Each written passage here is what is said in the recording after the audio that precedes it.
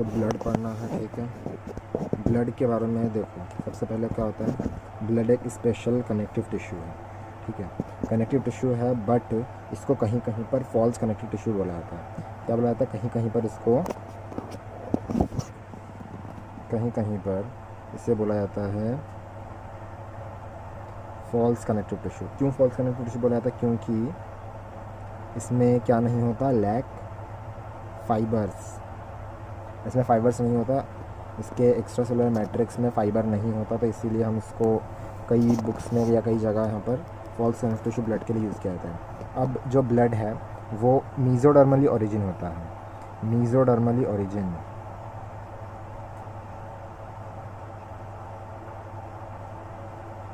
अब मीज़ोडर्मल ओरिजिन बोले तो क्या होता है, मीज़ोडर्मल ओरिजिन देखो, जब एक बेबी बनता है तो उसके लाइफ में स्पेसिफिक स्टेज पे आके 3 जर्मिनल लेयर बन जाता है।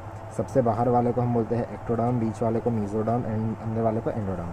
बाहर वाले से स्किन वगैरह बन जाती है, बीच वालों से भी कुछ चीज़ें बनती है, अंदर से एकदम इंटरनल लाइनिंग बनती है, इस टाइप की चीज़ें बनती है। तो ये जो बीच वाला है इससे बनता है क्या, अपना ब्लड बनता है, ठीक है। अब ब्लड के बारे में कुछ कुछ चीज़ें हैं जो मैं कॉपी में बताना चाहूँगा, तो बुक ख़त्म हो जाएगी तो एक्सप्लेन दैट। तो देखो, सबसे पहले बात करें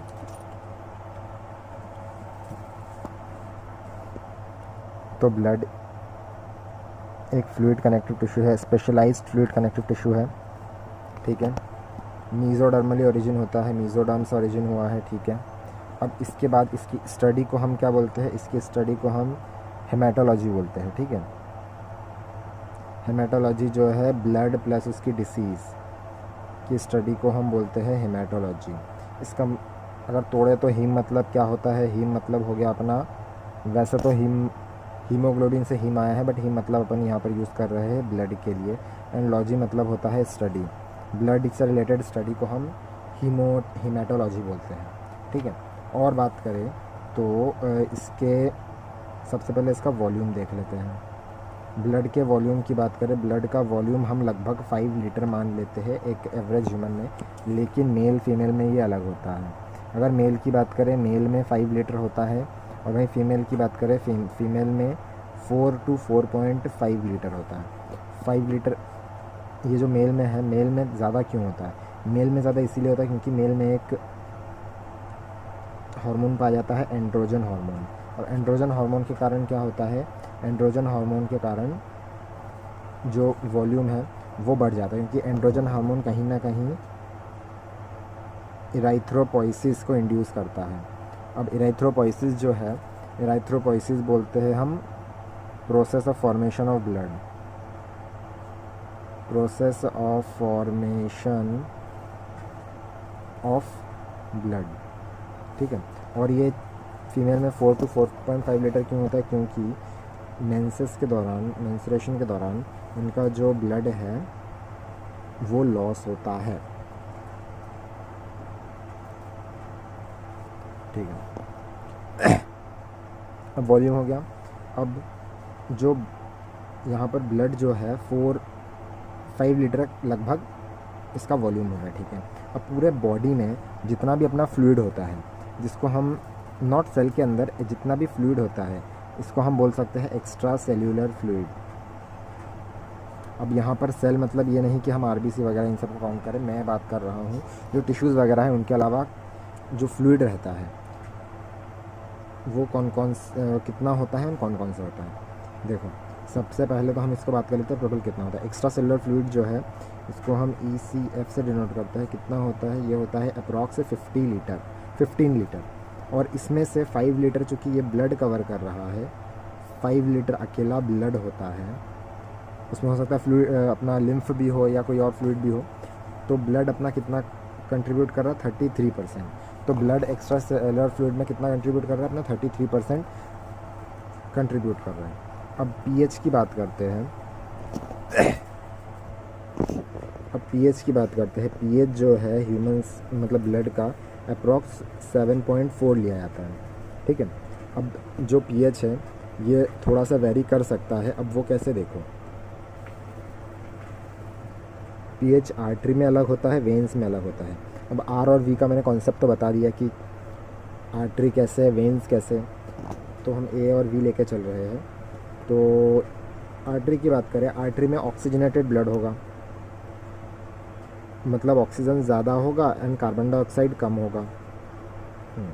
और वेन्स की बात करें तो इसमें डी ऑक्सीजनेटेड ब्लड होगा, मतलब ऑक्सीजन कम होगा एंड कार्बन डाइऑक्साइड कंपैरेटिवली ज़्यादा होगा। अब यहाँ पर हो क्या रहा है, देखो अब यहाँ पर मैं रेस्पिरेशन वाले चीज़ का एक कॉन्सेप्ट लेके आना चाहूँगा। जैसे ये रहा CO2 आरबीसी के साइटोप्लाज्म में गया, उसके साइटोप्लाज्म में मिला उसको वाटर। जैसे ये वाटर मिला तो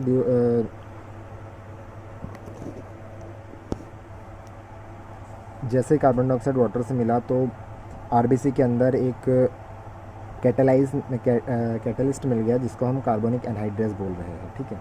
CA बोले तो कार्बोनिक एनहाइड्रेस।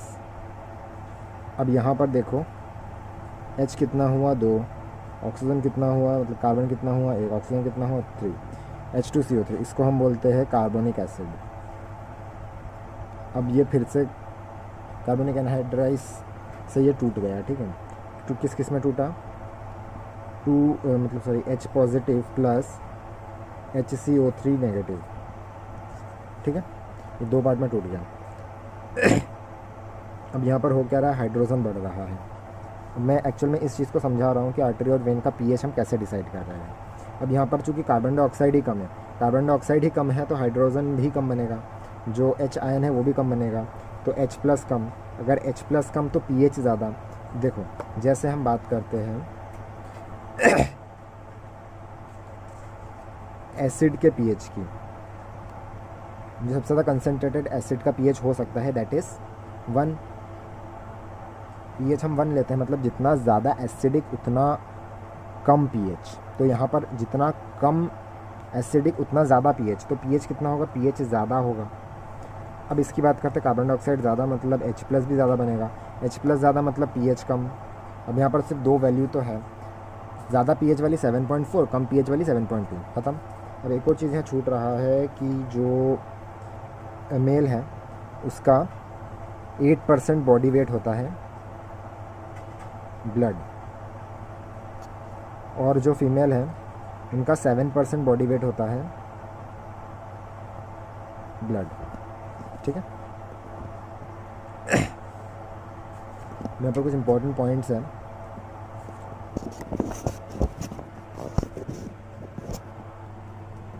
इम्पॉर्टेंट पॉइंट जैसे कि सबसे पहला हो गया कि अपना जो प्लाज्मा होता है, प्लाज्मा क्या है। प्लाज्मा कुछ नहीं, जो जितने अपना जो ब्लड है, ब्लड में से अगर हमने जितने भी सेल्स है, सेल्स को हम आगे फॉर्म्ड एलिमेंट बोलेंगे, उनको हटा दिया तो दैट इज़ प्लाज्मा। अब प्लाज्मा में से हम सीरम की बात करते हैं। सीरम क्या होता है, सीरम अगर हमने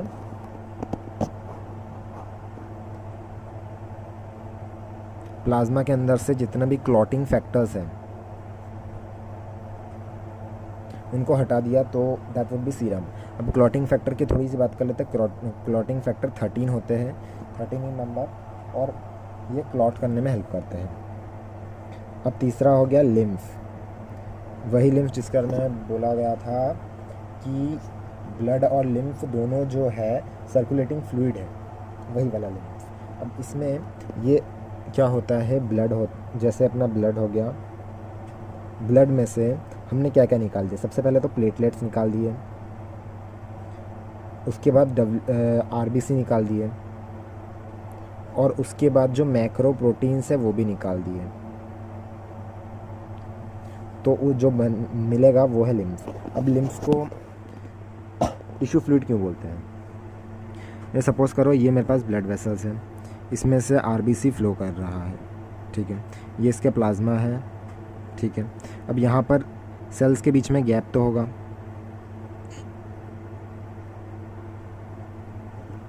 थोड़ा बहुत गैप होगा, ये इन थोड़े बहुत गैप से क्या हो रहा है कि थोड़ा फ्लूइड निकल रहा है और आसपास अपने पास टिश्यूज़ हैं।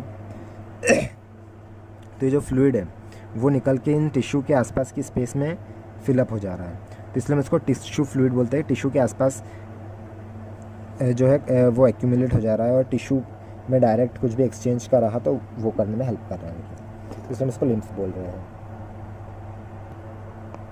ब्लड के बाद थोड़ा सा और पढ़ के ब्लड के अंदर जाते हैं, ठीक है। तो ब्लड में होता है बफर सिस्टम। बफर सिस्टम की तरह ब्लड में कौन काम करता है? बफर सिस्टम, देखो बफर सिस्टम की तरह कौन काम करता है? पहला हीमोग्लोबिन काम करता है और HCO3 नेगेटिव, वही HCO3 नेगेटिव जो कि हाइड्रोजन के साथ बना था, या तो ये मिलेगा या ये नाइट्रोजन सोडियम के साथ रिएक्ट करके HCNO3 बनाएगा, सोडियम बाइकार्बोनेट बनाएगा। तो ये दोनों होते हैं बफर सिस्टम जो ब्लड में पाया जाता है। अब जो ब्लड का वॉल्यूम है जो 5 लीटर था वो भी रेगुलेट होता है। Blood volume regulated by, blood volume regulate किससे होता है? JG cell. इसको हम बोलते हैं जक्स्टा ग्लोमेरुलस सेल। ये जो है किडनी में पाया जाता है और ये रेगुलेट कैसे करता है? ये हीमोपोइसिस को इंड्यूस करता है। ये एराइथ्रोपोइटिन नाम का एक हार्मोन रिलीज़ करता है जो जाता है किसमें? लॉन्ग बोन के रेड बोन मैरो में जाता है और रेड बोन मैरो में जाते से ही क्या करने लगता है? यहाँ पर एराइथ्रोपोइसिस करवाता है, जिससे कि रेड ब्लड मतलब ब्लड का वॉल्यूम बढ़ जाता है। और ये यूजुअली कब होता है? ब्लड का वॉल्यूम कम ज़्यादा कब होता है? ब्लड का वॉल्यूम कम ज़्यादा तब होता है जैसे ये है पहाड़ कोई और हम नॉर्मल रीजन में रह रहे हैं और अपर रीजन में क्या होगा? ऑक्सीजन जो है वो अपने ब्लड आरबीसी से कम, ऑक्सीजन जो है वो डिज़ोल्व कम होगी ब्लड में। तो ज़्यादा ब्लड बनाओगे तो ज़्यादा ऑक्सीजन डिज़ोल्व होगी कंपैरेटिवली। तो यहाँ पर जैसे अपने पास कम ब्लड है और वहीं अगर ऊपर तक हम धीरे धीरे जाएंगे तो हमारा जो ब्लड का वॉल्यूम है वो बढ़ जाएगा, जिस कारण से हमें थोड़ा रेडनेस दिख सकता है अपने स्किन में। इसीलिए जो माउंटेन रीजन के जो लोग होते हैं वो कंपैरेटिवली थोड़ा रेड दिखते हैं, क्योंकि उनके ब्लड में जो मतलब उनके जो ब्लड है वो ज़्यादा होता है, इसीलिए। अब जो ब्लड है, ब्लड के 2 पार्ट्स हैं। पहला पार्ट हो गया प्लाज्मा और दूसरा हो गया फॉर्म्ड एलिमेंट्स। प्लाज्मा कितना होता है? प्लाज्मा ज़्यादा होता है। प्लाज्मा बोले तो बोल सकते हैं एक्स्ट्रा सेलुलर फ्लूइड टाइप, और फॉर्म्ड एलिमेंट कम होता है। बस ये 2 ही पार्ट होते हैं। तो अगर हम इनका समेशन भी करें तो हमको 100% मिल जाएगा, ठीक है। अब इसमें हम सिर्फ प्लाज्मा पढ़ेंगे, फॉर्म्ड एलिमेंट अगले में पढ़ सकते हैं। तो ये जैसे हो गया प्लाज्मा के बारे में हम क्या बोल सकते हैं? प्लाज्मा ब्लड का 55% कंस्टिट्यूट करता है, ठीक है। और इस 55% का 90 से 92% जो है वो क्या रहेगा? सिर्फ वाटर रहेगा। मतलब अधिकतर जो प्लाज्मा है वो पूरा वाटर ही रहेगा। अब इसके बाद NCERT की रीडिंग करनी है, ठीक है, प्लाज्मा की। और इसमें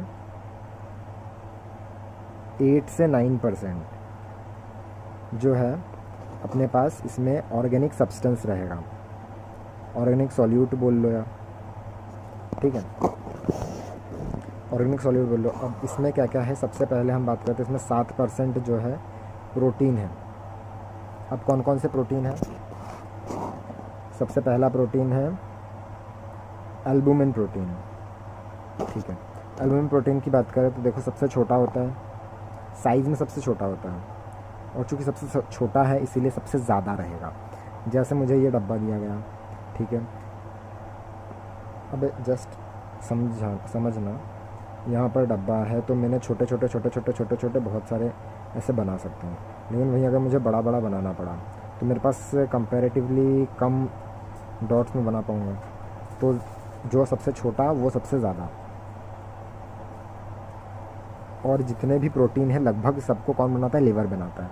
तो ये भी हो गया लीवर। और ऑस्मो रेगुलेशन में काम करता है कौन? एल्बुमिन। ऑस्मो रेगुलेशन, अब ऑस्मो रेगुलेशन कैसे करता है भी देखते हैं। सबसे पहले तो इसमें ऑस्मो रेगुलेशन में ऑस्मोसिस को समझना होगा। ऑस्मोसिस क्या होता है? जैसे कोई सेमी परमिएबल मेम्ब्रेन है, यहाँ पर सॉल्यूट की मात्रा ज़्यादा है, ये मान लो सॉल्यूट है और ये इसमें सॉल्यूट कम है, तो क्या होगा? जो सॉल्वेंट है, जो पानी है जिसमें घुला हुआ है, वो मूव करेगा, सॉल्यूट मूव नहीं करेगा, सॉल्वेंट मूव करेगा। तो क्या होगा?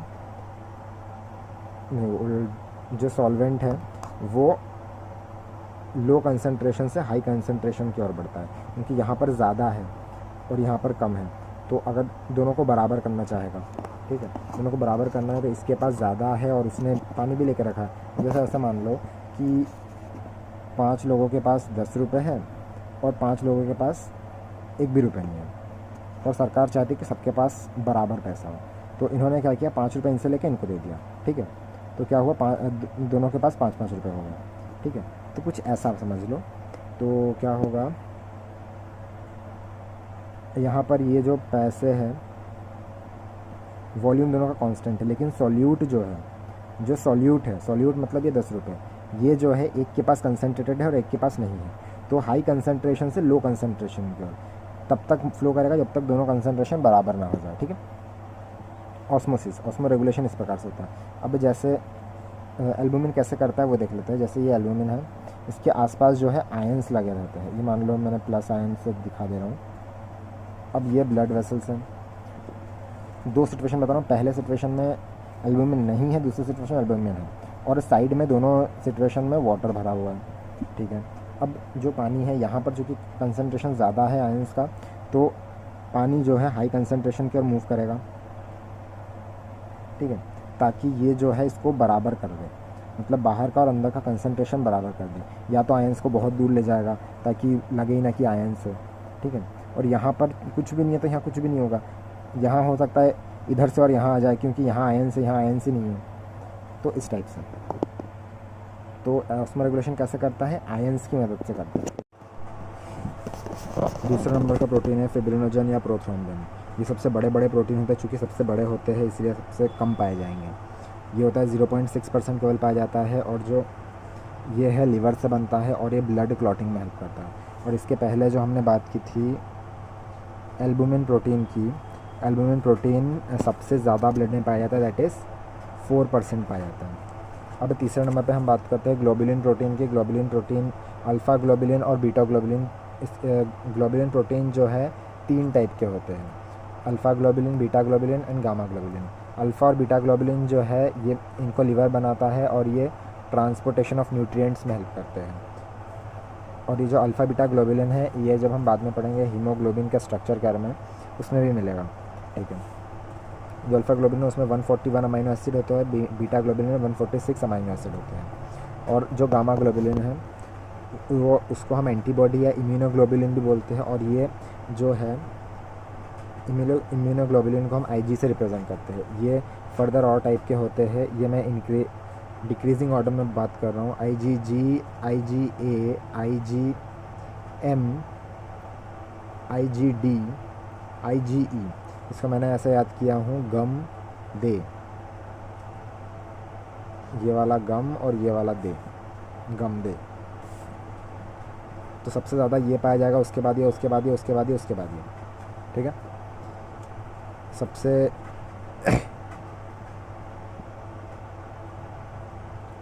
ठीक है, आगे बात करते हैं।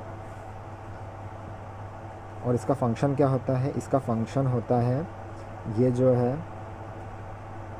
अपना जो प्रोटेक्शन है, प्रोटेक्शन में हेल्प करता है या डिफेंस में हेल्प करता है, बात एक ही है, डिफेंस से प्रोटेक्शन। और इनको बनाता कौन है? ये अकेले ऐसे प्रोटीन होते हैं ब्लड में जिनको लीवर नहीं बनाता। इनका नाम हो गया मतलब इनको बनाता कौन है, इनको बनाता है प्लाज्मा सेल। अब प्लाज्मा सेल क्या होता है, प्लाज्मा सेल देखो ये सपोज़ करो एंटीजन है, ठीक है, और एंटीजन से ये इम्यूनोग्लोबुलिन जुड़ा हुआ है या एंटीबॉडी जुड़ा हुआ है, और ये रहा मेरे पास बी लिम्फोसाइड। अब जैसे इससे बाइंड हुआ, बी लिम्फोसाइड दो पार्ट में ब्रेक हो जाएगा, पहला हो जाएगा मेमोरी सेल और दूसरा हो जाएगा प्लाज्मा सेल। और ये memory cell, plasma cell instantly उस पर एक्ट करेगा और मेमोरी सेल क्या करेगा, उसको बचा के रहेगा और नेक्स्ट जो सेकेंडरी इम्यून रिस्पॉन्स होगा उसमें उसका रिस्पॉन्स देगा। अभी प्लाज्मा सेल ने रिस्पॉन्स दिया, प्लाज्मा सेल क्या बनाएगा, एंटीबॉडी बनाएगा। अभी वही बात की, प्लाज्मा सेल एंटीबॉडी बनाएगा, प्लाज्मा सेल ही बी लिम्फोसाइट बनता है आगे जाके।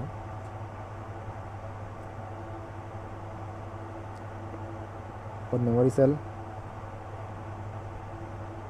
इसको ऐसा मत समझो, इसको ऐसा समझो कि ये जो है एंटीजन है और ये एंटीबॉडी है, एंटीबॉडी बी लिम्फोसाइट से जुड़ा हुआ है, बी लिम्फोसाइट के एंटीबॉडी से जैसा ये एंटीजन जुड़ा, एंटीजन बोले तो कोई भी फॉरेन पार्टिकल, जैसे ये जुड़ा तो ये दो पार्ट में टूट गया, मेमोरी सेल और प्लाज्मा सेल। मेमोरी सेल है प्लाज्मा सेल, ये रहा प्लाज्मा सेल। प्लाज्मा सेल किसको बनाएगा, एंटीबॉडी को बनाएगा, खत्म। अब ये किस में क्या होता है, बी लिम्फोसाइट का, तो उसके बाद में देखेंगे, ठीक है।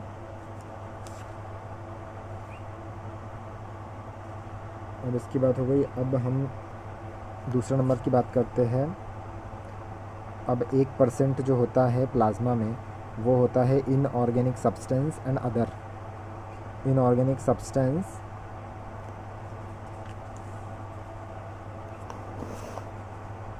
Plus other. देखो क्या क्या होता है इसमें। सबसे पहले इनऑर्गेनिक में होता है सॉल्ट होता है। कौन कौन से सॉल्ट होता है, सॉल्ट से पहले आयंस होता है। पहले देख लो आयंस कौन कौन से होंगे। आयंस से सबसे ज़्यादा आयंस होंगे क्लोरीन, ठीक है। उसके बाद कौन सा होगा, क्लोरीन के बाद होगा सोडियम, सोडियम के बाद कौन सा होगा, सोडियम के बाद होगा पोटेशियम, पोटेशियम के बाद क्या होगा, कैल्शियम, कैल्शियम के बाद क्या होगा, फॉस्फेट PO4 नेगेटिव, इसके बाद क्या होगा, Mg2 पॉजिटिव। ये अपने पास आयंस होगा। अब सॉल्ट्स में बात करें तो Cl है, Na है, मिलके बन गया NaCl, Cl है, K है, KCl, और क्या बनाएगा, और बनाएगा NaHCO3।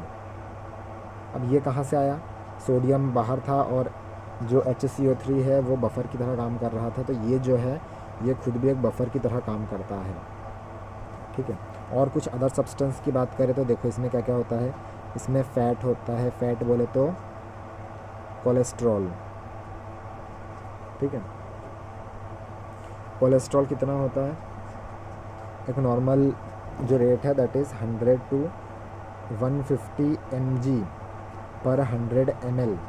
अब इसको कई लोग ऐसा बोलते हैं 100 to 150 mg पर डेसीलीटर। अब वो तुम डेसीलीटर लिखो या 100 ml लिखो, बात एक ही है। और दूसरा नंबर पे आएगा क्या अपना, sugar, blood sugar. Blood sugar कितना होता है, blood sugar, normal blood sugar जो है दैट इज़, इसको हम 80 to 100 लिखते हैं, 80 to 100 mg पर 100 ml ऑफ ब्लड, ठीक है। और अगर ये ज़्यादा हो गया तो इसको बोलते हैं हाइपरग्लाइसीमिया।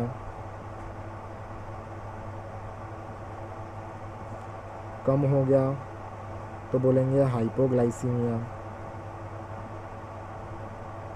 मगर हाइपर और हाइपो याद नहीं हो रहा है तो थोड़ा सा ऑस्मोसिस में जाना पड़ेगा। ऑस्मोसिस में क्लास 9th में इस बारे में पढ़ाया गया है कि hypotonic solution and hypertonic solution. Hypotonic में डाला तो क्या होगा, हाइपरटोनिक में डाला तो क्या होगा, वहाँ पे थोड़ा सा देखना पड़ेगा।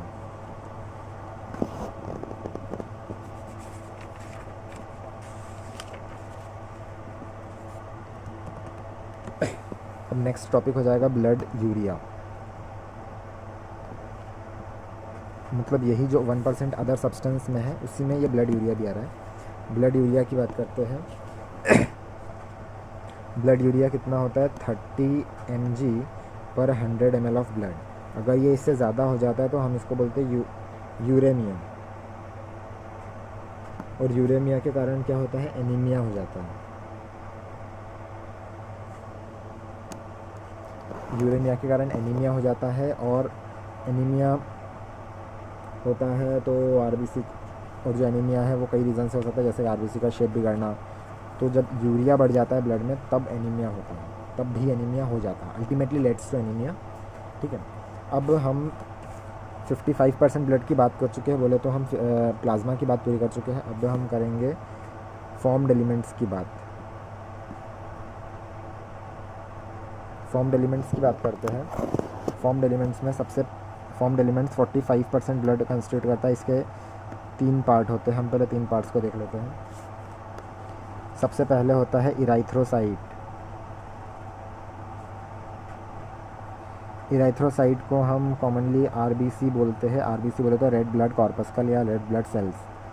उसके बाद हम बात करते हैं प्लेटलेट्स की। मैंने डब्ल्यूबीसी की बात इसलिए नहीं की क्योंकि सबसे ज़्यादा आरबीसी ब्लड में पाया जाता है, समथिंग अबाउट 5 to 5.5 मिलियन, और जो प्लेटलेट्स है वो लैक्स में पाया जाता है। प्लेटलेट्स जो है वो लैक में पाया जाता है और इनको हम थ्रोम्बोसाइट बोलते हैं, THROMBOCYTES। और जो तीसरा होता है दैट इज़ ल्यूकोसाइट। ल्यूकोसाइट होता है, ये L है, ल्यूकोसाइट में बोले तो WBC, बोले तो वाइट ब्लड कॉर्पस्कल।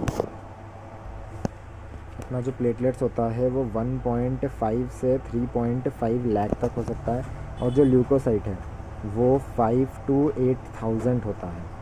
ये मिलियन में होता है, लाख में होता है, 1000 में होता है, इसलिए मैंने उसको इस ऑर्डर में लिखा। अब हम ल्यूकोसाइट्स को सिर्फ टाइप की बात करके NCERT पे जंप करेंगे, क्योंकि बाकी पूरा हम डिटेल्स में अगले में देखेंगे। ल्यूकोसाइट सबसे पहले मैंने इसके लिए ट्रिक याद किया हूँ, never late monkey eat banana. ठीक है, never neutrophil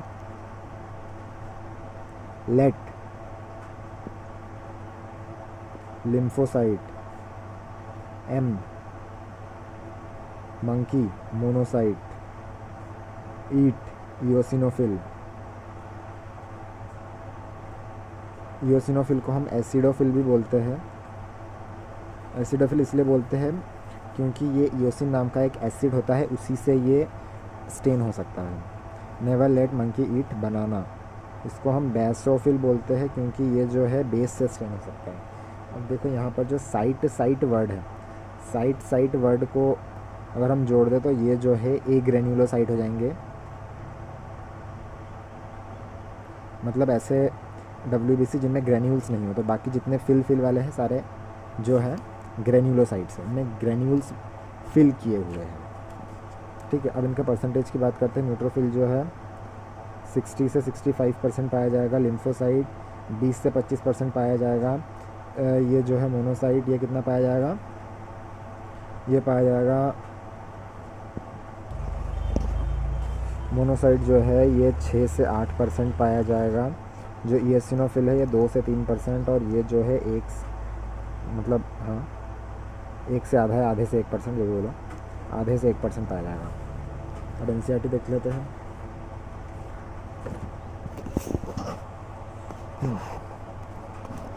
blood is a special connective tissue consist of fluid, matrix, plasma and formed element. जिसमें मैट्रिक्स फ्लूइड है, ठीक है, उसको हम प्लाज्मा बोल रहे हैं। और फॉर्म्ड एलिमेंट क्या है, फॉर्म्ड एलिमेंट सेल्स है। ठीक है, उसके बाद यहाँ देख लेते हैं 55% प्लाज्मा होता है ब्लड में, जिसमें से 90 से 92% वाटर होता है, 8 से 9% ऑर्गेनिक सब्सटेंस होता है, जिसमें से 7% जो है प्रोटीन होता है। और उसमें उस 7% में से 2.4% अपने पास ग्लोबुलिन प्रोटीन होता है, और 0.6% अपने पास प्रोथ्रोम्बिन और फिब्रिनोजन होता है। और सबसे ज़्यादा 4% अपने पास क्या होता है, एल्बुमिन होता है। और 1% अपने पास इनऑर्गेनिक सब्सटेंस है। और इसके अंदर अपने पास क्या क्या आ गया, प्रोटीन आ गया, हार्मोन आ गया, गैसेस आ गया, हार्मोन डिज़ोल्व है, गैस डिज़ोल्व है, और भी बहुत सारी चीज़ें डिज़ोल्व है, जैसे कि यूरिया डिज़ोल्व है, कोलेस्ट्रॉल डिज़ोल्व है, कोलेस्ट्रॉल बोले तो फैट डिज़ोल्व है, शुगर डिज़ोल्व है, ये सब प्लाज्मा में डिज़ोल्व है। अब प्लाज्मा की बात करते हैं। प्लाज्मा से स्ट्रॉ कलर बोले तो something like yellow colour, not exact yellow but something like yellow colour, जैसे येलो ब्राउन टाइप मिक्सचर। ठीक है, विस्कस बोले तो गाढ़ा फ्लूइड होता है, consisting nearly 55% of the blood, 55% blood होता है, मतलब प्लाज्मा जो है 55% ब्लड बनाता है। 90 से 92% प्लाज्मा जो है वाटर होता है, प्रोटीन जो है 6 से 8% का एवरेज होगा तो वैसे ही 7 आ जाएगा, 7% of it. Fibrinogen, globulin, albumin are the major protein. हम फिब्रिनोजन की बात कर चुके हैं, ग्लोबुलिन की बात कर चुके हैं, एल्बुमिन की बात कर चुके हैं और प्रोथ्रोम्बिन की बात इन्होंने नहीं की है। अब यहाँ पर हमने इनऑर्गेनिक सब्सटेंस की बात कर ली। इनऑर्गेनिक सब्सटेंस में आयंस आ गया, आयंस में क्लोरीन, नाइट्रोजन, पोटेशियम, कैल्शियम। अब यहाँ पर एक फॉस्फोरस भी था, PO4 3 नेगेटिव, और मैग्नीशियम। सॉल्ट्स की बात करते हैं, सोडियम, क्लोरीन और calcium, potassium, sodium bicarbonate. NaCl, KCl, NHCO3 ये बफर की तरह काम करता है, ठीक है। अब फिब्रिनोजन की बात करें, फिब्रिनोजन और प्रोथ्रोम्बिन दोनों मिलकर क्लॉटिंग या कोगुलेशन में हेल्प करता है। ग्लोबुलिन की बात करते हैं, ग्लोबुलिन जो है ये डिफेंस मैकेनिज्म में हेल्प करता है, और एल्बुमिन जो है ऑस्मोटिक बैलेंस में हेल्प करता है। Plasma also contain small amount of mineral की बात करते हैं, मिनरल मतलब इनऑर्गेनिक। कौन कौन से? Sodium, calcium, magnesium, HCO3, Cl negative etcetera. Glucose भी पाया जाता है, अमाइनो एसिड भी पाया जाता है, लिपिड भी पाया जाता है। ये सब कहाँ पाया जाता है? प्लाज्मा में। ये always in transit with the body, ये बॉडी में हमेशा प्रेजेंट रहते हैं। फैक्टर्स और कोगुलेशन और clotting of blood are also present in plasma in an inactive form. Factors for coagulation, कितने फैक्टर्स है कोगुलेशन के? 13 फैक्टर्स है कोगुलेशन के, और ये हमेशा प्रेजेंट रहते हैं प्लाज्मा में, लेकिन एक इनएक्टिव फॉर्म में। इनएक्टिव फॉर्म में कैसे मैं समझाता हूँ, देखो जो अपना फिब्रिनोजन है वो फिब्रिन में कन्वर्ट हो जाता है, फिब्रिन में कन्वर्ट हो जाता है, और जो अपने पास प्रोथ्रोम्बिन था ये फिब्रिन में कन्वर्ट हो गया, और जो प्रोथ्रोम्बिन था वो थ्रोम्बिन में कन्वर्ट हो जाता है। अब plasma without the clotting factor को हम सीरम बोलते हैं, ठीक है। प्लाज्मा हम पहले ही बात कर चुके, सीरम क्या होता है? सीरम में से हम 13 क्लॉटिंग फैक्टर्स को हटा देते हैं तो प्लाज्मा बचता है हमारे पास, ठीक है।